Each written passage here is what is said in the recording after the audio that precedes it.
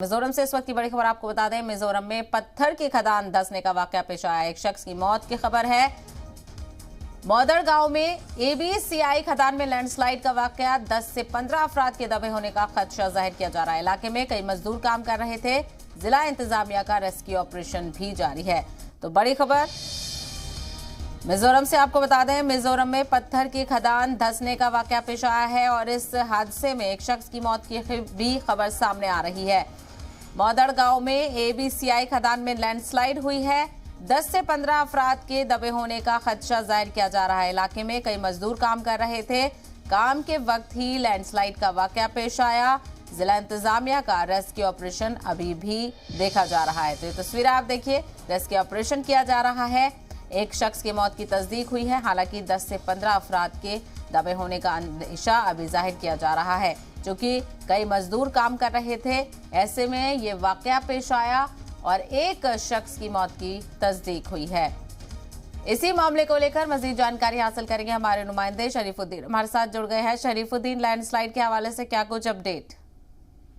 हाँ, ये जो आज बहुत दुखद घटना जो मिजोरम के जो आपका हनाफियाल जिले में जो आपका जो पत्थर का खदान होता है, खदान में कम से कम 10 से 15 लोग श्रमिक जो काम कर रहे थे। काम करते वक्त जो आपका ड्रिलिंग मशीन रहती है, ड्रिलिंग मशीन के साथ ही पूरे 15 जो श्रमिक थे दब गए हैं। उसके बाद जब रेस्क्यू टीम वहां पे पहुंची तो अभी तक की जानकारी के मुताबिक एनडीआरएफ से मैंने बातचीत की है, तो वहां पे जानकारी मिली है कि एक शख्स की जो डेड बॉडी अभी बड़ा खदान से निकाली गई है, जो दब गई थी। तो अभी बाकी जैसे जो बात सुना जा रहा है कि अभी कम से कम 14 श्रमिक वहां पे दबे हुए हैं। बिल्कुल। और क्या जी शरीफुद्दीन, क्या अभी भी रेस्क्यू ऑपरेशन देखा जा रहा है?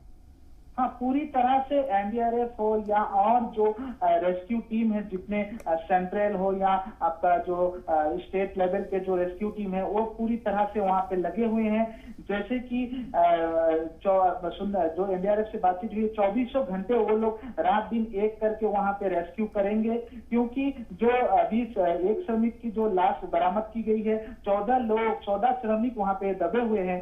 जो आपका टीम है, रेस्क्यू टीम, उनका कहना है कि हम लोग जब संभव जितने भी हो सके हम लोग जीवित कोशिश करेंगे श्रमिकों को जीवित बचाने की। इसीलिए वो लोग अभी अंधेरा होने के बावजूद भी पूरी तरह से वहां पे आपका तैनात है रेस्क्यू टीम। बिल्कुल। और क्या जिस शख्स की मौत हुई है उसकी शिनाख्त को लेकर क्या कुछ जानकारी सामने आई है? कहां से उसका ताल्लुक था और वो कौन था? अभी तक वो कहना मुश्किल है, क्योंकि रात का जो समय है और मिट्टी में दब जाने के कारण थोड़ा पहचानने में तकलीफ हो रही है। क्योंकि आपका जो श्रमिक के जो हेड रहते हैं, जो एक टीम रहती है, टीम के जो हेड रहते हैं, वो भी शायद उसी मलबे के नीचे है।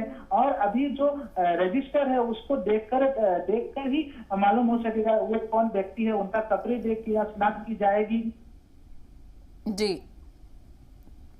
तो हमारे नुमाइंदे मजीद जानकारी के साथ हमारे साथ जुड़े हुए थे। मिजोरम का ये पूरा वाकया है। पत्थर की खदान धंसने से एक शख्स की मौत हुई है, तो वहीं कई अफराद के अभी भी फंसे होने का अंदेशा जाहिर किया जा रहा है। शरीफुद्दीन, आपको मेरी आवाज मिल रही है? मिल रही है। शरीफुद्दीन, जिस तरह से बताया जा रहा था कि 10 से 15 लोग दबे हो सकते हैं, क्या अब तक के रेस्क्यू में कुछ और बॉडीज आइडेंटिफाई हुई हैं?